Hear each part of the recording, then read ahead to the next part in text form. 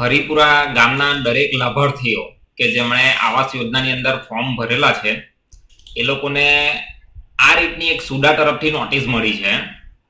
હવે આ નોટિસની અંદર એવું લખેલું છે કે તમે 7 દિવસની અંદર કન્સ્ટ્રક્શન બાંધકામ ચાલુ કરી દેવ તમારા મકાનનું, નહીં તો આ તમારા જે મકાન છે તે કેન્સલ થઈ જશે.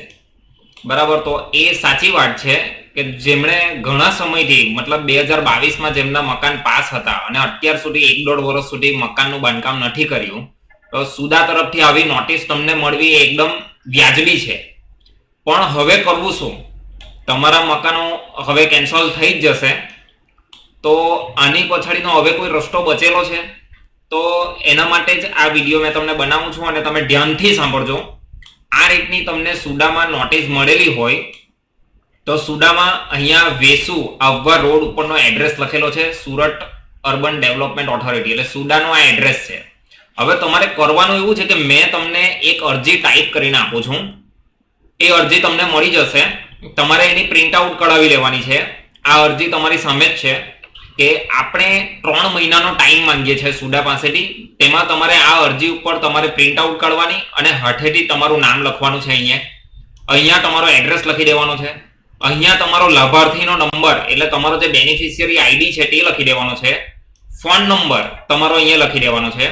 અને આ અરજી શું છે તે હું તમને ફટાફટ જણાવી દઉં કે આપણે સુરત શહેરી વિકાસ સત્તા મંડળ એટલે સુડાને આપણે એક અરજી કરીએ છીએ અને એના માટે આપણે આવાસ યોજનામાં આપણને બીજા 3 મહિના મળે તો એના માટેની આપણે આ એક રિક્વેસ્ટ કરીએ છીએ, જેમાં એવું લખેલું છે કે સમય મર્યાદા વધારી આપવામાં આવે અને હું સમય રેખાઓનું પાલન કરવામાં મહત્વને સમજુ છું. વિલંબ માટે દિલથી ક્ષમા માંગુ છું.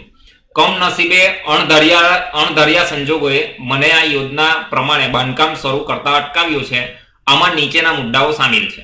એટલે કે આવા મેં ગામમાં જે જોયું તો ગામમાં મોસ્ટ ઓફલી આવી સમસ્યાઓ છે કે કોન્ટ્રાક્ટર મળવામાં મુશ્કેલી.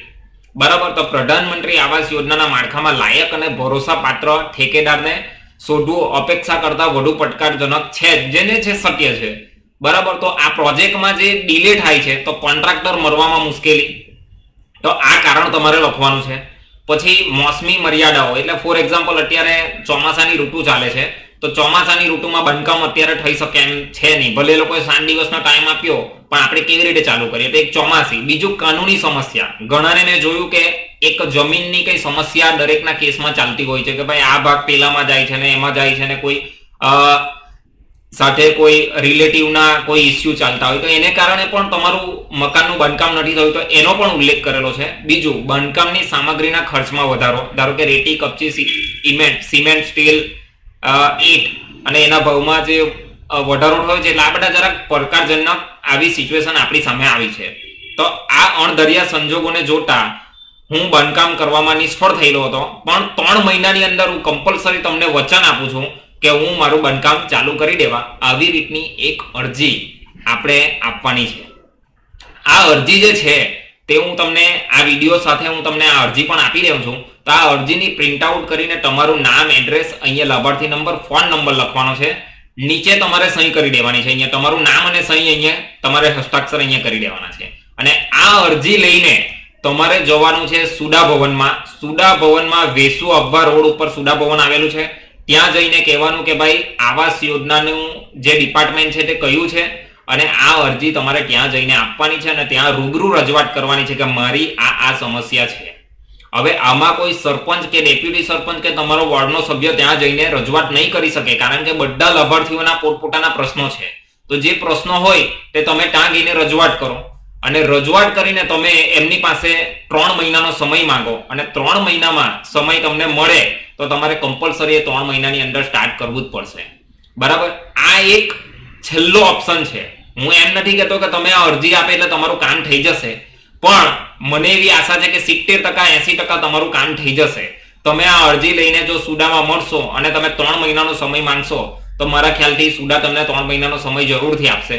તો સત્વરે બધું કામ પડતું મૂકી આ અરજીની પ્રિન્ટ આઉટ લેવ. હું તમને આપું છું આ અરજી, એની અંદર તમારે આ ડાયરેક્ટ ભરીને ત્યાં જઈને આપવાનું છે ને યાદ રાખજો, ત્યાં તમે આપો છો એની એક ઝેરોક્સ કઢાવવાની અને એક સિક્કો મારીને લેવાનું છે.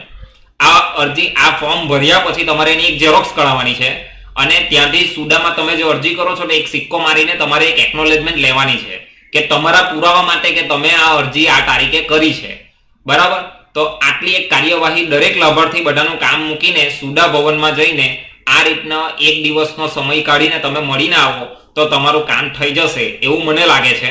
તો તમે જઈને આ એક કોશિશ કરો તો તમને 3 મહિનાનો સમય મળશે અને 3 મહિના પછી તમારે કન્સ્ટ્રક્શન ફટાફટ ચાલુ કરી દેવાનું. તો દરેક ગ્રામજનોને વિનંતી છે, મારી ઉપર ઘણા બધા ફોન આવ્યા છે અને સરપંચ ઉપર પણ ગયા હશે, સભ્યો ઉપર પણ ગયા હશે, પણ હવે જે થઈ ગયું તે થઈ ગયું. હવે પછીનું શું, તો આ એનો રસ્તો છે. તો ફટાફટ તમે આ અરજી કરી આવો, બરાબર. આભાર.